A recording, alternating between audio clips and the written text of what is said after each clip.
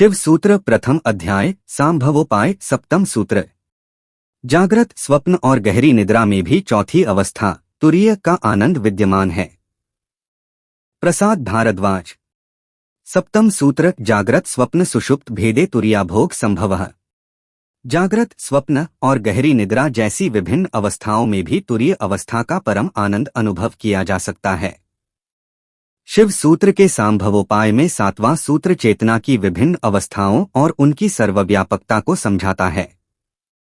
इसमें कहा गया है कि जागृत, जागना, स्वप्न, सपने और सुषुप्ति, गहरी निद्रा जैसी तीन भिन्न अवस्थाओं में भी तुरीय अर्थात चौथी अवस्था का आनंद विद्यमान है।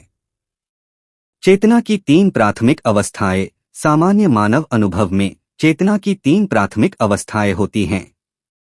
एक, जागृत, यह जागने की अवस्था है जिसमें व्यक्ति की चेतना बाहरी दुनिया से जुड़ी रहती है।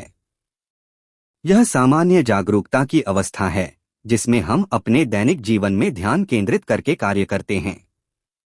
दो, स्वप्न, इस अवस्था में मन भीतर की ओर मुड़ता है, सपनों और कल्पनाओं में लीन रहता है। यह जागृत अनुभवों का प्रतिबिंब होती है लेकिन प्रत्यक्ष इंद्रिय अनुभवों के रूप में नहीं। तीन, सुषुप्ति, यह गहरी नींद की अवस्था है जिसमें व्यक्ति को बाहरी या आंतरिक दुनिया के प्रति कोई जागरूकता नहीं होती।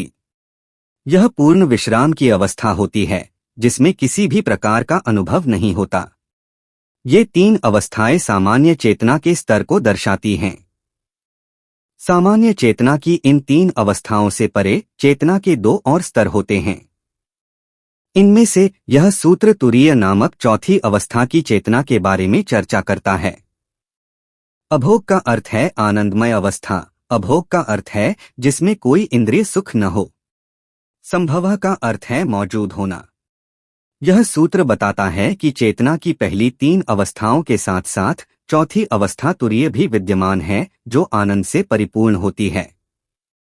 जब किसी व्यक्ति में आध्यात्मिक परिवर्तन होता है तो भौतिक जागरूकता और आध्यात्मिक जागरूकता दोनों का मिलन होता है। इस अवस्था से जब आध्यात्मिक मार्ग पर ऊपर की ओर बढ़ना शुरू होता है तो व्यक्ति का अहंकार पिघलने लगता है। ध्यान में जो निश्चित रूप से हासिल किया जाना चाहिए वह यही है। जब अहंकार मिटने लगता है तो यह आत्मा के सार्वभौमिक दृष्टिकोण की ओर ले जाता है।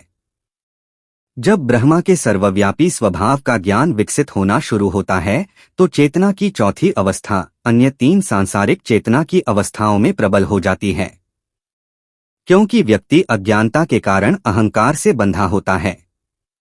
जब अहंकार पिघलने लगता है तो अज्ञानता की शक्ति भी क्षीण होने लगती है जिससे आत्मा की प्राप्ति का मार्ग आसान हो जाता है। यह परिवर्तन तुरीय अवस्था में होता है। तुरीय अवस्था अप्रत्याशित, समझ से परे और वर्णन से परे होती है। यहाँ इंद्रियों की पकड़ कई गुना बढ़कर शिव साक्षात्कार के लिए मार्ग प्रशस्त करती है। मांडुक्य उपनिषद 7 इस प्रकार कहता है, तुरीय को भीतर क्या हो रहा है इसकी कोई चेतना नहीं होती, बाहर क्या हो रहा है इसकी भी कोई चेतना नहीं होती, उसके बीच क्या है इसकी भी कोई चेतना नहीं होती। यह एक चेतना का समूह नहीं है। यह सभी वस्तुओं को एक साथ नहीं पहचानता है। यह अचेतन भी नहीं है। यह दिखाई नहीं देता, किसी प्रकार के उपयोग के लिए नहीं है। यह क्रिया, जागरूकता या विचार के लिए भी उपलब्ध नहीं है। इसमें केवल आत्मजागरूकता है, भौतिकता से पूर्ण विराम है। यह शांति का रूप है। यह अद्वितीय है। चेतना की चौथी अवस्था हमेशा तीन सांसारिक चेतना की अवस्थाओं में साक्षी के रूप में रहती है। यह केवल एक समय में प्रबल रहने वाली पहली तीन चेतना की अवस्थाओं से भिन्न है। जागृत अवस्था में होने पर व्यक्ति सो नहीं सकता, स्वप्न अवस्था में जाग नहीं सकता और गहरी नींद में होने पर जाग नहीं सकता या सपने नहीं देख सकता। लेकिन माया द्वारा आच्छादित होने के कारण यह तुरीय अवस्था पहली तीन चेतना की भूमिकाओं में मौजूद रहते हुए भी किसी को दिखाई नहीं देती। इसे केवल ध्यान के उच्च स्तर पर ही महसूस किया जा सकता है। ध्यान की प्राथमिक अवस्थाएं केवल शिव साक्षात्कार के लिए उचित नींद बनाती हैं। यदि नींद की चेतना कमजोर है तो सबसे शक्तिशाली शिव चेतना प्रकट नहीं हो सकती। उचित साधना पूरी होने पर ही तुरीय चेतना की अवस्था प्राप्त की जाती है। इसके बाद मुक्ति होती है। इसका अर्थ शरीर का मृत्यु नहीं होता है, बल्कि उसकी चेतना उसकी साधना द्वारा शुद्ध हो जाती है। तुरीय को अपनी चेतना पर पूर्ण नियंत्रण प्राप्त करना आसान हो जाता है। वह अब भी चेतना की पहली 3 अवस्थाओं का अनुभव करता है, लेकिन उसकी चेतना की गुणवत्ता पूरी तरह से परिवर्तित हो जाती है और शिव चेतना के करीब चली जाती है। शिव के अंतिम साक्षात्कार की प्रतीक्षा करती है। प्रिय दिव्य आत्माओं, आइए हम इन शिव सूत्रों की आध्यात्मिक यात्रा को जारी रखें और अगले सूत्र के वीडियो की ओर बढ़े।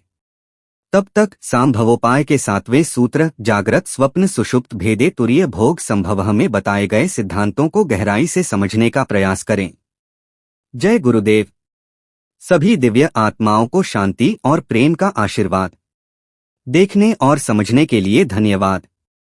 लाइक करें, सब्सक्राइब करें और अपने प्रियजनों के साथ शेयर करें। भविष्य के पोस्ट के लिए घंटी आइकन दबाना न भूलें। भविष्य के वीडियो के लिए चैतन्य विज्ञान आध्यात्मिक ज्ञान यूट्यूब चैनल पर बने रहें।